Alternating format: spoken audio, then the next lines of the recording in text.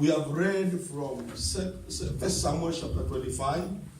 We've looked at the life of Abigail and Nabal, the husband. Hallelujah. Amen. And today, I want us to look at this topic, self-control in marriage. If you want your marriage to be fruitful, if you want your marriage to be enduring, if you want your marriage to give you peace and joy, you need what we call self-control. And hear me, self-control is one of the fruit of the Spirit. Is somebody listening to me? I want to charge young people that are here today. Hear me and hear me well. Don't marry for beauty. Don't marry for handsomeness. Marry for what God is looking for in the life of the person that you want to live the rest of your life with. Hallelujah. And that's why in Galatians chapter 5, let's look at Galatians chapter 5 together, verse 22.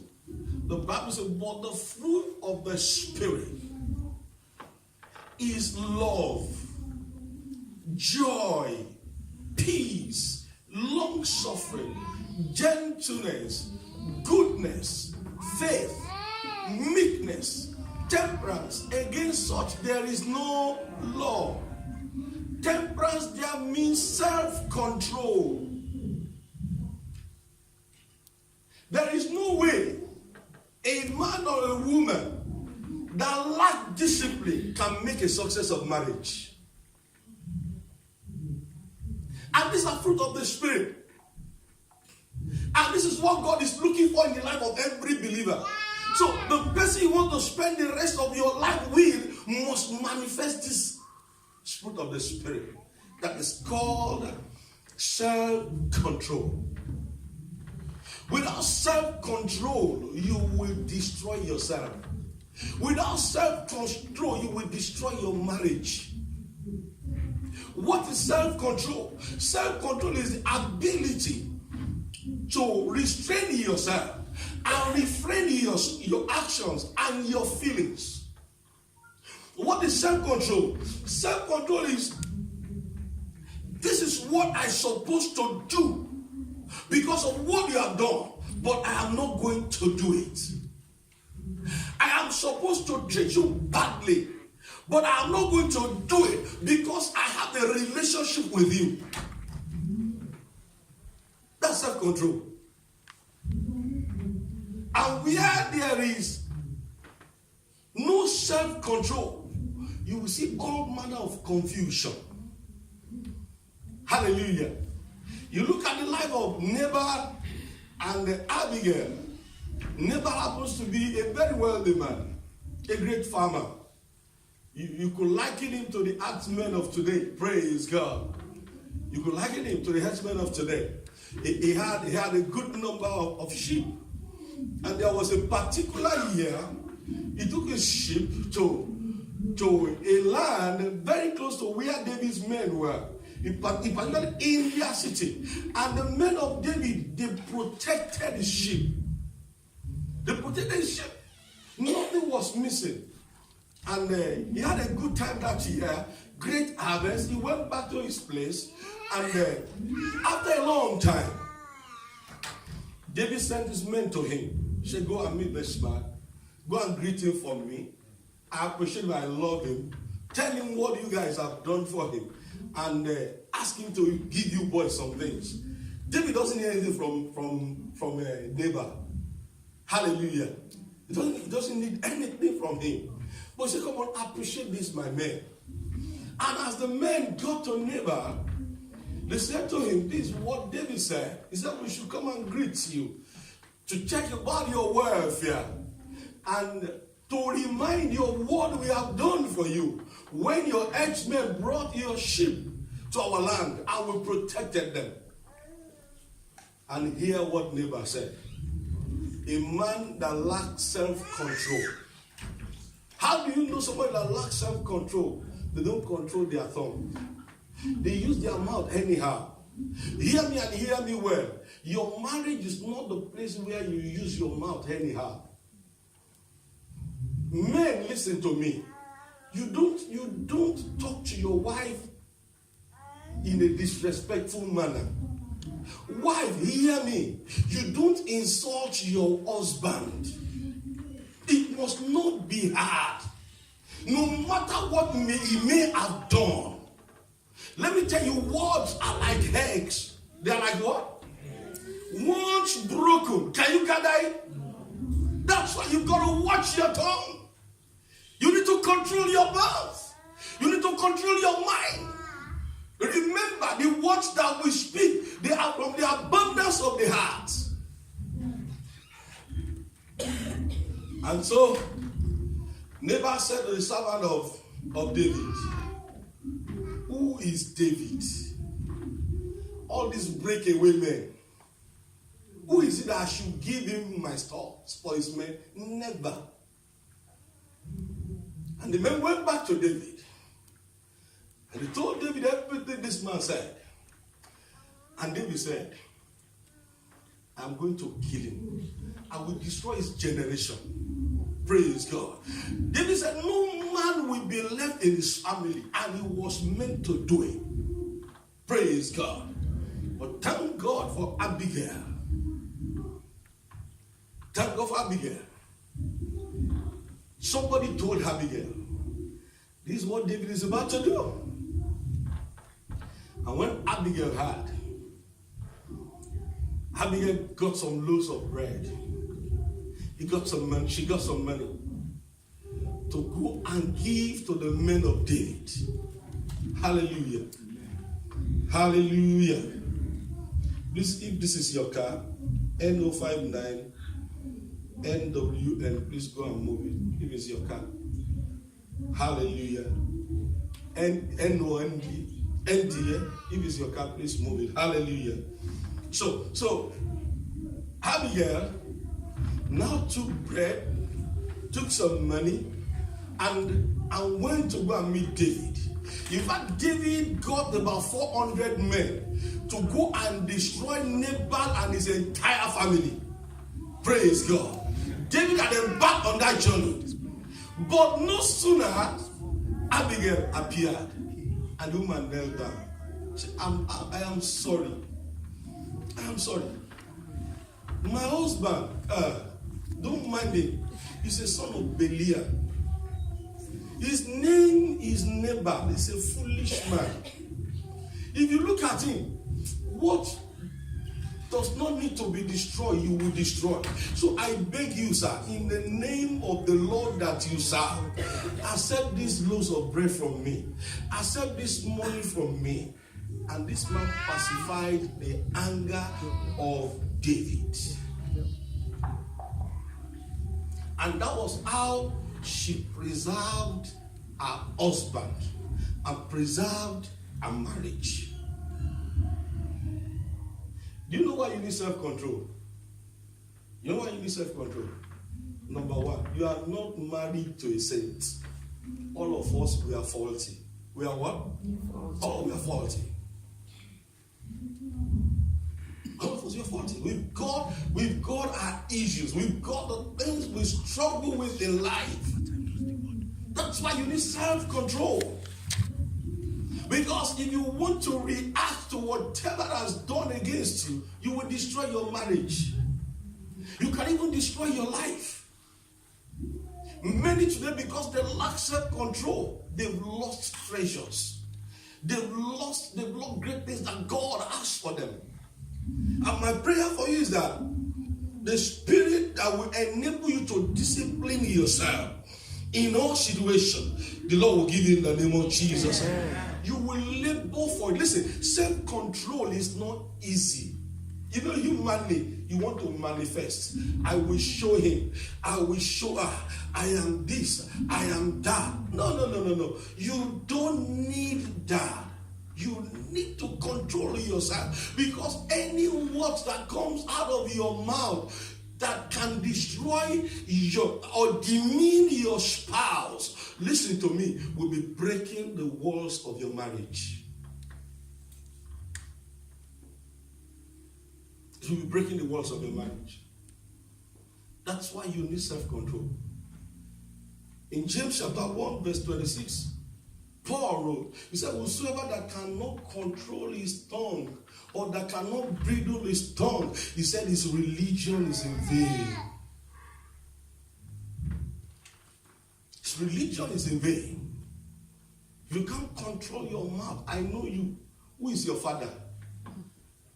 Have you not had wife telling their husband, who are you? Who is your father? My father is not richer and better than your father.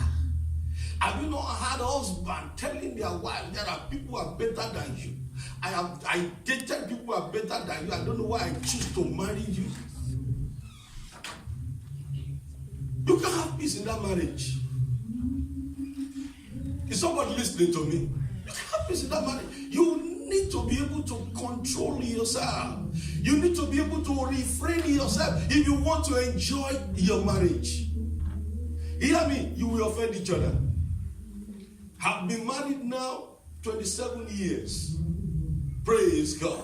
Have been living with the same woman for 27 years of my life. And we still keep living together. Oh, we are faulty people. We know our faults. Praise God. But we never open our mouth to insult one another. It's not going to happen. No matter the provocation. Listen, if you demean somebody during the day and you come back at night and say, I love you, can you see the disparity? Is someone listening to me? Say, look at you. I don't know. Maybe I was drunk the day I met you. In the morning, so look at your head. Useless woman. You don't even know how to take care of yourself. Then at night you come and say, oh no. You're worse than a beast. You're worse than a beast. No matter what your spouse may have done against you, come on, control your tongue. Control yourself. Control yourself. And that's why it's important for you to look for what God is looking for. One of the fruit of the Spirit is self-control. God is saying, come on, as believers, as you walk with me, I want to see this Spirit in your life. And if it's not there, you are not acceptable to God. Then why is it that such a person is acceptable to you? There are a lot of young people, even in their premarital relationship, they are being abused, and yet they stay there. And hoping that one day you will get it right. Let me tell you, that might be what you will know for the rest of your life. Abuse. Before you go into his life, he's been abusing you, insulting you, calling you names, and you think when you pray, it will change. That's why it's important for you. Whoever that is talking to you must be genuinely born again. Must have encountered Jesus. Let me tell you, in that home, nobody will live with you. If you like, gather 2,000 people the day of your wedding and take them to Paris. Charter flights for them. The moment the wedding party is over, you are on your own. Hello? You're on your own. And when we are talking about the fruit of the Spirit, we must deliberately cultivate it. Oh, it's not about paint and face painting. No. In fact, when you are going to sleep at night, you wash your face with all the mascaras. Am I talking to somebody? You wash your face. Then the guy will see the real you.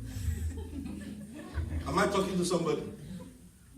So it takes the spirit of self-control and self-discipline for somebody not to see your weakness. Hallelujah. Hallelujah. I want to tell you today, one of the things that will help you to be mature in your marriage is self-control. It demonstrates your maturity. It demonstrated that you were prepared for marriage. Have you ever seen anybody who look at himself and begin to condemn himself? You don't condemn yourself. So you are married to your better half or your best half. So you don't condemn. You don't say evil. You see something good. You say something good about that person. Hallelujah. I tell you, with all my heart, there's nothing. I just love my wife. She's the best God has given to me. Is somebody listening to me?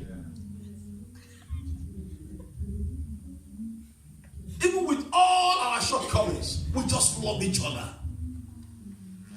And we never look at one and say, oh, look at you. Look at what you have done. That is why it is enduring. Praise God. Hallelujah. So every marriage, including your own, listen to me, at some point or the other, you have been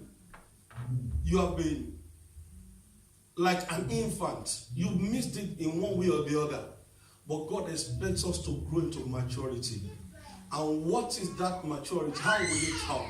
Is through self-control. Hear me, we are the redeemed of the Lord. We can't behave like the people of the world. The people of the world, they abuse their spouses. They call them names. They make their life miserable. They chase them out of the home. They want to put them into trouble. No. We are a peculiar people. We are a royal priesthood. Hallelujah.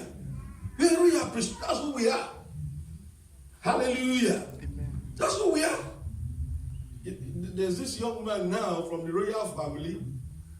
I think Prince Harry is about to marry now. Yes. You need to see how Harry is carrying this young lady, this American. My God. Last week, for the first time or 2 weeks ago, they had their first official assignment with the Queen. Come on. You need to see the way this young man is treating this girl is about to be married to. With dignity, with honor. That's how you treat your wife. That's how you treat your wife. Hallelujah. That's how you treat your wife. Never compare your wife to any other woman. Never compare your husband to any other man. Hallelujah. It is then you will enjoy your marriage. Hallelujah. And let me tell you this. As you practice self-control in your marriage, hallelujah, you will fall in love more deeply. Amen. If all I say to you are good words, won't you love me the more? Praise God. If I've never seen your fault, you will love me the more. Because no man can ever love you the way I love you. Praise God. Hallelujah. You will fall in love deeply with one another. Because there is self-control. You mind what you say. You mind what you do. When you are about to even talk about your grievances, you talk about it intelligently and with respect and honor. Hallelujah. That's how to make marriage work. Not that I will say it and nothing will happen. The marriage will begin to fail. And my prayer for you is that your marriage will never fail. Amen. Can somebody say amen to that? Amen. You will also be modeling Jesus. Particularly how he gave himself for us. That's what self-control will do. You know, Jesus, humanly, he didn't want to go to the cross. Humanly. He said, but Father, nevertheless, at your word. Nevertheless, I will go. I know this is your plan for me. But humanly, I didn't want to go to this cross. I don't want to drink this cup. Please take this cup away from me. That was his prayer in Gethsemane. But because of self-control, he submitted to the will of God. So you'll be modeling the love of God when you live a life of self-control. And it takes somebody who is demonic, somebody demonic, possessed, not to appreciate true and genuine love of God. Hallelujah. You also be on the path to building your legacy through your marriage. You will be on the path of doing what? Building your own legacy through your marriage. You know, we only have time in living with us at home. The guy just know we're on our own, amen? And he's on his own. Praise God. We just come, okay, your husband and wife. I say, thank you. God bless you. See you. And he went to his room. We're just enjoying our lives. We're just loving each other. And we are modeling to that young man, marriage is good. Hallelujah. You also protect your marriage from being damaged or being destroyed by self-centeredness. The reason why a lot of people couldn't control themselves is because of self-centeredness. You think the marriage is all about you. No, it's not about you. It's about us. Hello? It's about us. Don't go into that marriage and think, well, he must do everything for me. She must do everything for me. No, it's about us. That's marriage. And my prayer is that God will give us understanding. Don't live in self-centeredness in your marriage. Me, myself, and I. You want to have all the money and leave your wife wretched. You want to have all the money and leave your husband wretched. So that one day you just walk out on him or her. I was sharing with somebody in America. You know, nurses are well paid in America. Oh, they're well paid. And we've heard of stories of men who train their wives. Some of them, they took them from Nigeria to America, sent them to the university. They became qualified nurses, earning big money, and suddenly they began to disrespect their husbands. They began to disrespect their husband and turn the man to their footman. And guess what? Because these men, they lack self-control. They are void of the Spirit of God. You know what they used to do? They killed them. Come on, if you get on Google, Nigerian wives being killed by their husband, Google it. Not one, not two, not three, not 10. And because they are earning so much, let me tell you, whatever you have is owned by the family. Is somebody listening to me? You need to control yourself even with your wealth. Don't get to that point that your head will be so big because you are earning fat pay. And yours is better and bigger than your husband's. And you begin to disrespect him. There was this case of this young man. It was this young man that brought the wife and the mother from Nigeria to America, somewhere in Texas. And the wife became a nurse. The guy just trained her. She became a nurse and was earning fat salary. And the husband could not do anything in the house. The guy bought the house. They chased the guy out of the house with the mother. And one day the guy could no longer bear it. And he got his gun, went to the house, I shot the mother, I shot the wife, and called the police. I've killed 2 people here. Why? Lack of self-control. On the part of the wife, on the part of the husband. We need self-control, people of God. We need if you want to maximize your life in marriage, you need self-control. You need to breathe through your mouth. Don't say it the way you mean it. It could be demeaning. And when you demean somebody, you have destroyed their personality. You have destroyed their personality. And because you don't have value for them, they won't have value for you. And guess what? How will that home be? How will that home be? It will be full of strife, full of competition. My prayer for you is that your home will not be full of strife. Amen. It will not be a place where Chelsea and Man U will be playing. I love some husband and wife. They have the same club. Amen. They have the same club. Once the husband is supporting Arsenal, the wife is Arsenal. Praise God. Those of you who are supporting different clubs from your husband, I'm not blaming you. Praise God. I have a pastor friend. The husband is a Chelsea fan, and the wife is Arsenal fan. My God, you need to see them at home. You need to see them at home. But it doesn't destroy their love. Praise God. But some men couldn't stand it. You must support my club. Praise God. Hallelujah. My prayer for you is that you will understand what self-control is in the name of Jesus Christ. In Proverbs chapter 25 verse 28, Proverbs chapter 25 verse 28, he that has no rule over his own spirit is like a city that is broken down and without walls. If you cannot control yourself, you want to talk about everything. You are like a city without a wall. You will soon be destroyed. Lack of self-control will lead to self-destruction. Don't destroy your life. Let me tell you, when your marriage is messed up, your life is messed up.